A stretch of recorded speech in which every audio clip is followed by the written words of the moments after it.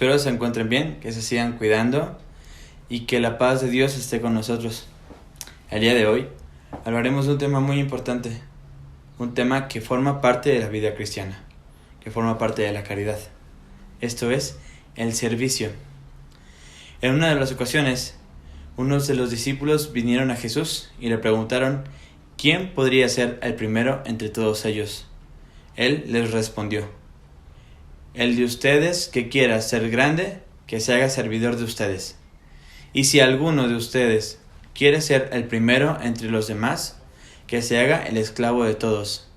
Hagan como el Hijo del Hombre, que no vino a ser servido, sino a servir y a dar su vida como rescate por una muchedumbre. El servicio fue una de las mayores manifestaciones del amor de Cristo que tuvo con su iglesia, o sea, hacia nosotros. Desde que inició su ministerio en la tierra, tras ser bautizado por Juan el Bautista, nuestro Señor dedicó totalmente su tiempo a enseñar el reino de Dios. El sanar a los enfermos, ayudar a los más necesitados, preparar a sus discípulos y resucitar a los muertos. Al escuchar las palabras del Papa Francisco, que dicen, el verdadero poder es el servicio, recordamos el Evangelio de San Mateo en el capítulo 25, del versículo 34 al 40, donde Jesús dice, vengan benditos de mi Padre, tomen posesión del reino preparado para ustedes desde la creación del mundo, porque tuve hambre y me dieron de comer, tuve sed y me dieron de beber, era un extraño y me hospedaron, estaba desnudo y me vistieron, enfermo y me visitaron, en la cárcel y fueron a verme. Entonces le responderán los justos, Señor, ¿cuándo te vimos hambriento y te alimentamos, sediento y te dimos de beber? ¿Cuándo fuiste un extraño y te hospedamos? ¿O tuviste desnudo y te vestimos? ¿Cuándo te vimos enfermo o en la cárcel y fuimos a verte? Y el rey le responderá, les aseguro que cuando lo hicieron con uno de estos de mis hermanos más pequeños, conmigo lo hicieron. Ante uno de los textos bíblicos esenciales del cristianismo, surgen algunas ideas de reflexión. En primer lugar, la fraternidad. La unión entre los seres humanos como hermanos, por el amor que tenemos a los demás, no solo a los amigos, sino también a nuestros enemigos. Asimismo surge la preocupación por crear condiciones fraternales en el mundo. En segundo lugar, tenemos el entendimiento del amor. No como idea abstracta de que, a ver si entendemos el amor. No. Es con obras concretas. Jesús nos habla claramente de obras concretas. Dar de comer, vestir, visitar a los enfermos, entre otras. Y en tercer lugar, el amor a Dios a través de nuestras acciones para con los demás, viendo a Jesús en el otro.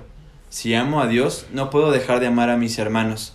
Nos decía una maestra en alguna ocasión que cuando veamos un borrachito en la calle hay que decir, mi Cristo borrachito.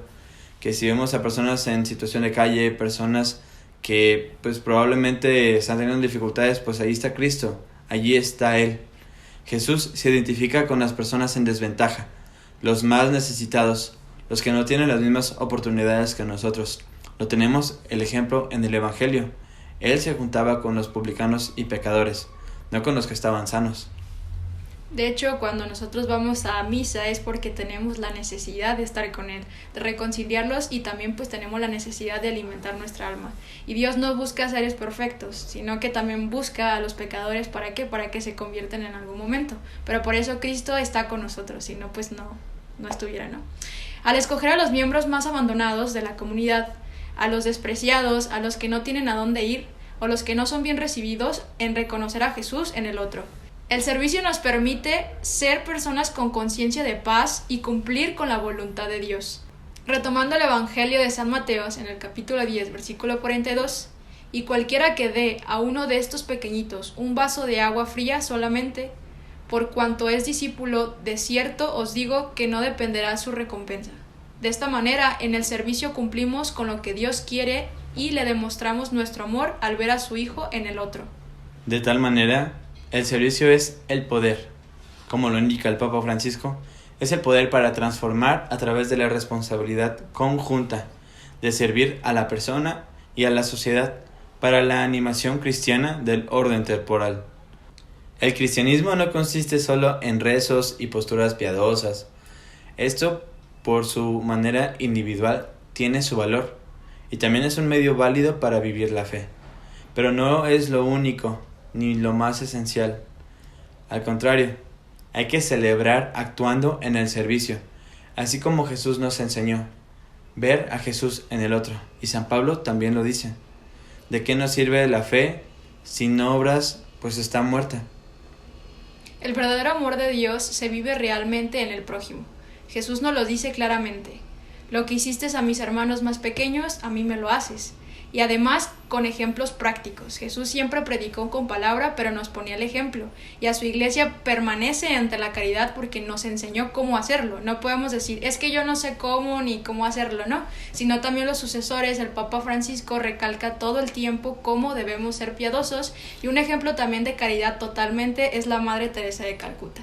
Ella, que entregó la vida por los enfermos, también tiene muchas frases y con su ejemplo de vida dijo cómo amar al prójimo sin verlo en cuanto a sus necesidades, simplemente lo veía como una persona con la dignidad que merecía.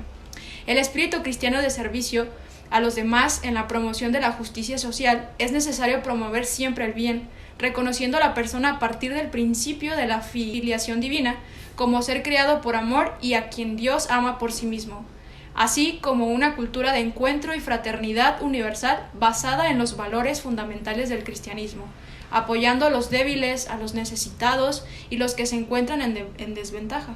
La práctica de todos estos valores nos permite alcanzar así la superación personal y lograr una convivencia social más humana a través de la solidaridad, subsidiariedad y la reciprocidad.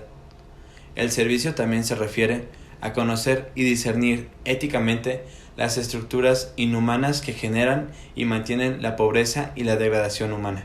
La participación es un deber para la edificación de una sociedad digna, incluyendo la ecología humana, la ecología natural, cuyo desarrollo favorezca la verdad, la libertad, la justicia y la caridad. Esperamos que este tema haya sido de tu agrado.